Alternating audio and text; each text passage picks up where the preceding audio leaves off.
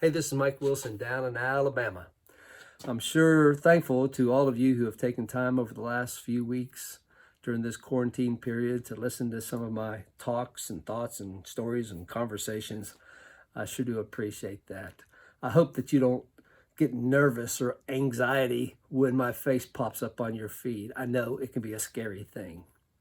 Today, I want to start off with one of my favorite Bible verses. It's found in Isaiah, the 60th chapter. It says, "Arise and shine, for your light has come. The glory of the Lord has risen upon you." It says, "For behold, darkness shall cover the earth, and deep darkness the people. But I, the Lord, will arise over you, and my glory will be seen upon you. The Gentiles will come to your light, and kings to the brightness of your shining." Arise, shine. Some translations say, "Rise up and shine." They have a slightly different meaning. Arise, shine. Arise means the indication of a new beginning or a new day, a new challenge that you face. Arise, shine. You're like, a new challenge is coming. Rise up talks about going from one level to another, from a lower place to a higher place. Rise up. Either way, there is the idea that you're going to face a challenge, some obstacles. But it's saying that the Lord is with you, He's going to watch over you, and His glory is going to be seen upon you. So that's His promise to us. It's pretty exciting, actually, if you stop to think about it. You may think about you all the time, but don't forget it's you and God connected together, dealing with this world that we're living in. I like this. Now, sometimes we need courage. We need courage to face these challenges. Arise, shine, rise up, go from one level to another, from a lower place to a higher place. Courage means the ability to do something that challenges or frightens you. Doing something that challenges or frightens you. Courage. We all need courage. Here's another definition. A coward. I'm not talking about Kenny Rogers singing about the coward of the county, but sometimes we feel like a little bit of a cowardly lion exists on the inside of us. A coward, somebody who lacks the courage to do or endure dangerous or unpleasant things. I was in South Africa several years ago, and I was in the Apartheid Museum and read and saw a lot about Nelson Mandela. Here's one of his quotes. He said, "I learned that courage was not the absence of fear, but the triumph over it. The brave man is not he who does not feel afraid, but he who conquers that fear." Courage. We need courage sometimes to rise up, to arise, to face whatever we're going to deal with that day. I've had many opportunities in my life to fear, to be cowardly, or to display courage. I can't say that I've succeeded every time, but I want to give you a few examples of people and times and places and events that had the challenge and needed some great courage. I was coaching basketball one time in North Carolina. We had a small Christian school, and there we had a basketball team. We didn't have many players. We had 9 players on the team. And our team could not afford to have any weak links. We had some really good players, but we faced schools that were 10 times larger than us on a regular basis. And so we had 9 players on our team. Everybody was a vital person, and everybody had a role to play. We had a situation where one of the big guys on our team, he was like Charles Barkley. I mean, he was that big, and he was athletic. He could dunk basketballs. He just dominated. He was in 10th grade at this time, and we had a boy in 9th grade that was a big kid as well. But he was timid and shy, a little bit meek, and the big boy on the team would sometimes dominate him, run him over, because this guy was, I'm telling you, he looked like Charles Barkley. He'd run him over, dunk the basketball, laugh, and just have a good old time. He had a lot of fun, and sometimes people felt like it was at their expense, and maybe it was. And this boy, everybody would laugh at him every once in a while because he'd get frustrated and upset, and he'd run off the court just fighting back the frustration and the anger and the embarrassment. And one day he ran back in the back after he got run over and dunked on. And I followed him in the back, and he was punching the lockers. He was just drilling them. I mean, I'm glad I was not the locker, because he would have crushed my face. He had big old hands. And he was hitting that locker, and he was frustrated and mad. And I went back there and I said, hey, listen, you got to do something about this. He's like, what can I do? He's bigger than me. I said, this is what you're going to do. I said, next time he comes down the court, I said, I want you to take him out. He's like, what? I said, when he comes down the court, I want you to clothesline him. He looked at me and said, Mike, he'll kill me. I said, no, he won't. And so I got him, I displayed a clothesline to him. I got him there, and I threw a clothesline around his neck a couple times. I said, I want you to take him out. I want you to clothesline him. He's like, Mike, he's going to kill me. Now, here's what I'm doing at this time. I'm encouraging this guy to wipe out one of his teammates. But I'm trying to encourage him to do that because he needed respect. He needed to gain the respect of his teammates. And I needed him to be a much more aggressive basketball player in these games, because we were facing a lot of teams that had big boys. I needed him to go in there and give me some minutes and not be like a swinging door and move out of the way and let other guys make layups. I wanted him to confront people. And I knew if he could take on this guy, he could take on anybody. I said, I want you to take him out, clothesline him and take him out. Now, I'm giving him an encouragement. Encouragement means to give someone support, confidence, or hope. Now, I know what you're thinking. He's going to take him out, and the guy's going to kill him. And that's what this guy was thinking. He said, he's going to kill me. I said, no, he won't. I said, I'll tell you what. You take him out, and I will never let him get to you. He's like, what? I said, he will not make it to you. I said, he's going to go after you, but I'm going to get him, and he will not get you. So he's smiling now. I pumped him up. My assistant coach was in there, and he's like, Mike, what? He's going to kill him. I said, no, I'm not going to let him get to him. I promise you. I had the whistle in my mouth. You know, I'm refereeing the scrimmage practice. And so they go up and down the court, and they come down the court one time, and this boy stands out as the other guy's driving the lane, getting ready to elevate to go slam dunk a basketball, and he comes flying across there with a clothesline. Boom! He hits him. I mean, feet go flying in the air. He lands on his back. All the boys who had laughed at him and snickered and made fun of him for being weak and timid, they were all like, their mouths open. The other guy hits the ground. He's laying on the ground and goes, what? He was shocked for a minute, and then this rage and fury comes over him. Now, he's way bigger than me, and he starts to get off the ground. I come flying across the ground, flying across the court, because he's like, I'm going to kill him. I come flying across the court, and I jump on him, and I grab him, and I roll on the ground, and I lock him up. And he said, let me go, Mike. I'm going to kill him. Let me go, Mike. I'm going to kill him. And I said, you're not going to touch him. You're not going to hurt him. You're not going to do anything. He's like, I'm going to kill him. I said, I told him to do that to you. He stopped. He looked at me and goes, what? I said, y'all make fun of him. Y'all ride his back all the time.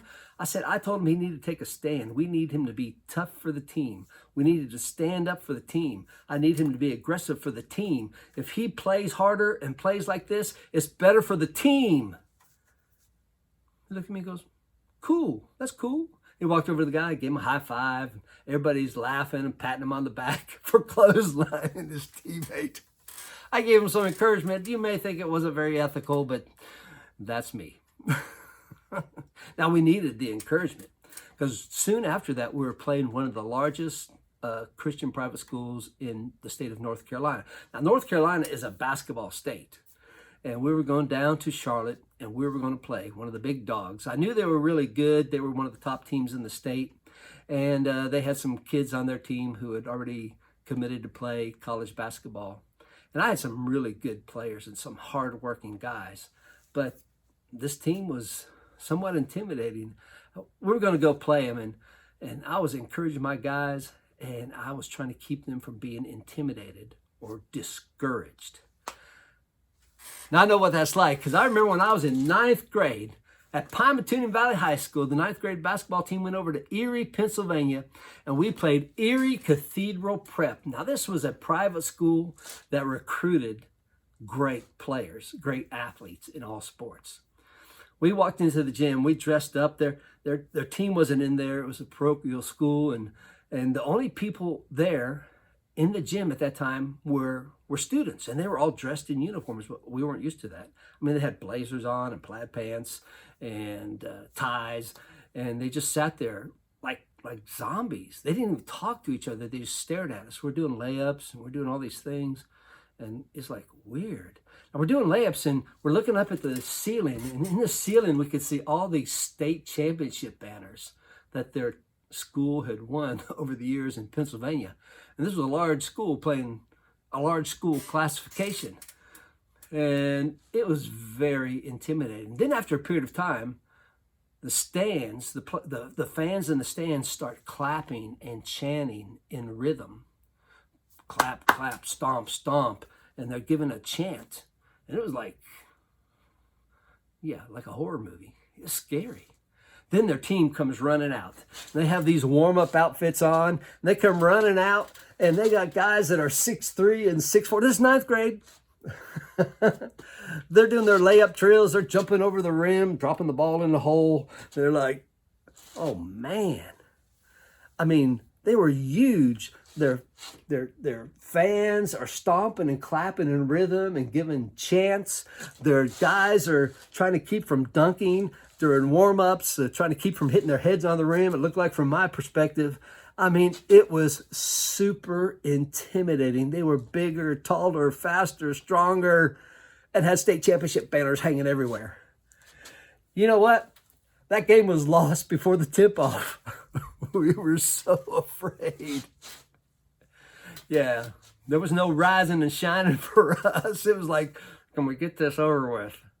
It was scary. I mean, they had the tip-off. I remember the tallest guy on our team, Alan Amy. He was about 6 foot tall at that time. I think their point guard was 6 foot tall. They had all these 6'4" and 6'3", and it was scary.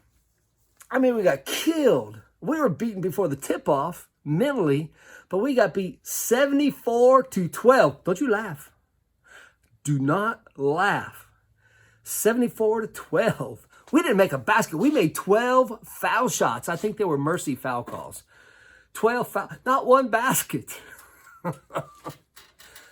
Here we are. I'm coaching this team, and we're going down to Charlotte.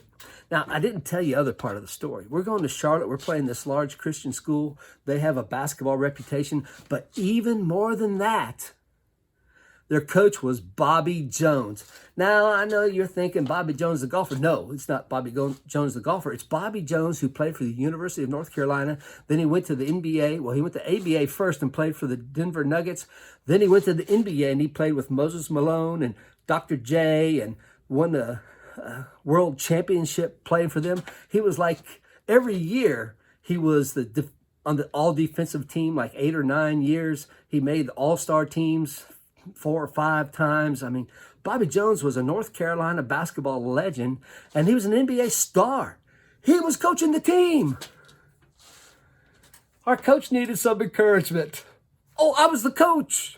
I was coaching against a guy who was trained by Dean Smith, who played in the NBA under Billy Cunningham, who was an NBA legend. Bobby Jones, who's in the Naismith Hall of Fame for basketball. He was their coach. And I was coaching against him.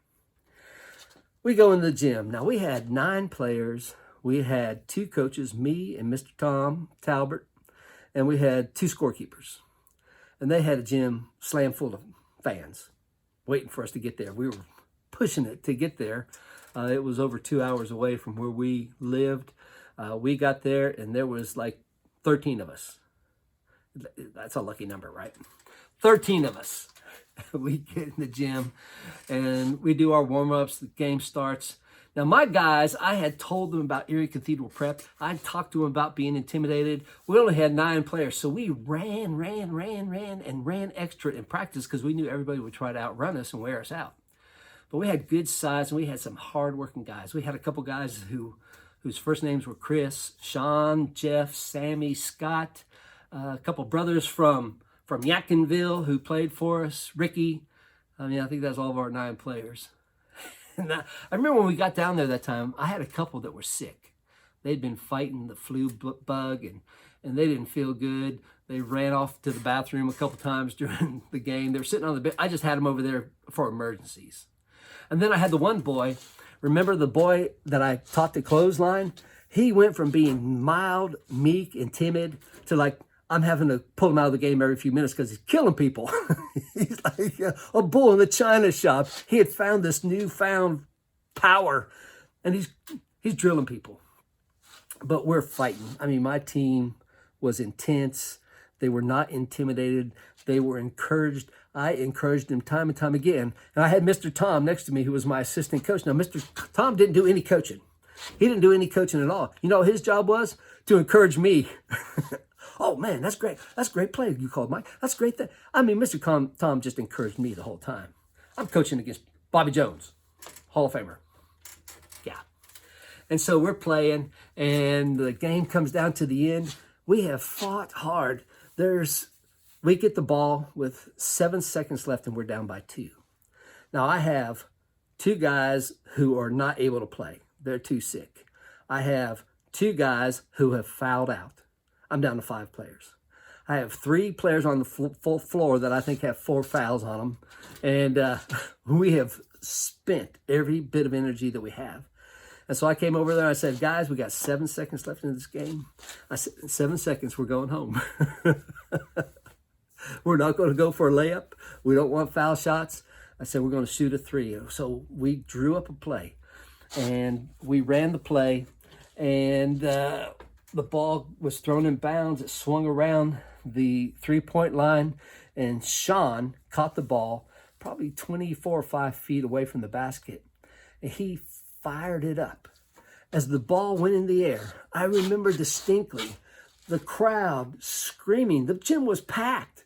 They were screaming the whole time we had the ball out of bounds, the whole time we passed it in. They were so loud, screaming, cheering, roaring. And there's the 13 of us. Well, we got 5 players on the floor and the 8 of us over there on the side, just like chewing on our fingernails, watching what happened. The ball is in the air. The crowd is extremely loud. The horn sounds while the ball is flying in the air. And then, snap, nothing but net. The hundreds of people who were there cheering and screaming and yelling go deadly silent. And all of a sudden, 13 people are going, Grr! Yeah, rise, shine. Man, we faced a challenge that day. And we didn't give up. It was one of those things where we were expected to lose, and everybody would have said, oh, nice effort. No way you were going to win. We won. We won to everybody's surprise, not to ours. We really went there expecting to win, believing that we could win. We were going to get beat before the game started. That's one thing. Arise and shine, for your light has come. The glory of the Lord has risen upon you. Darkness will cover the earth and deep darkness of people, but it's not so with you, because the Lord will rise over you and his glory will be seen upon you. Mr. Tom's job was to encourage me. You probably need encouragement. One time I worked at a car dealership. I worked in ministry for years and I just needed a break. I worked at a car dealership and it was December. I would get these draws every week, but I was supposed to sell a bunch of cars to make up for it. It came into the last day of the month, and I had sold 2 cars. I didn't even come close to covering my draw. But you know what I did every day I went in there? I trusted God. I encouraged myself. The Bible says at times David encouraged himself in the Lord. I encouraged myself on a regular basis. I would pray. I would talk to God. I would be positive. I would encourage myself with scriptures. You can do that. I remember I had this scripture on my desk. Jeremiah 29:11. For I know the plans I have for you, declares the Lord, plans for good and not for evil, to give you future and a hope. Then you will call upon me, pray to me, and I will hear you. Every day I went in there, I read that to myself. Man, I would speak that over myself. I know your plans are good for me, Lord. I know your plans are good for me, Lord. Encouraging myself. The Bible has tons of encouragement. Tons of it. Jesus said in John 14, my peace I give you, not as the world gives you. Let not your heart be troubled, neither be afraid. Joshua 1:9, be strong and courageous. Do not be frightened. Do not be dismayed, for the Lord your God is with you wherever you go. Arise, shine. I sold 2 cars. Last day of the month. It was December. I'd already charged Christmas. I didn't have money for Christmas. I got Christmas. I got bills. I don't have 2 extra nickels to rub together. The last day of the month. I went in there. I'm believing you, God. Your plans for me are good. They're good. Man, I have hope today. I know you're for me and you're not against me. I'm feeling it today. I'm encouraging myself in the Lord is what I'm doing, because everything looked terrible. It looked like loser month, and the loser month was led by the loser person. Loser. That's the thoughts that I'm fighting back. But you know what I was doing? I was encouraging myself in the Lord. I got there that day, and some guy comes in, their car had been there for a year. They put all kinds of bonus money on it and all kinds of things. I sold that car. I made $2,000. One car. I made $2,000. Then I sold another car. And then I sold another car. And then I sold another car. And then I sold another. I sold 7 cars the last day of the month. 7 cars. I mean, I made like $5,000. This was years ago. It was a lot of money. It's a lot of money, isn't it? Still. I made a ton of money that day. And you know what? I had to encourage myself in the Lord every day. And when I did, I had this expectation that the sunshine, the light was going to hit me somewhere along the line. Arise, shine, for your light has come. The glory of the Lord is risen upon you. Darkness will cover the earth and deep darkness of people. But the Lord will arise over you. His glory will be seen upon you. Gentiles will come to your light, and kings to the brightness of your shining. I'll give it a long talk today. I don't know if you have time to listen to the whole thing. Maybe hit the pause button and pick it up later. But I want to tell you something. Every encouraging word that I've given today is true for you. The Lord has a plan for you, and it's good. So arise and shine.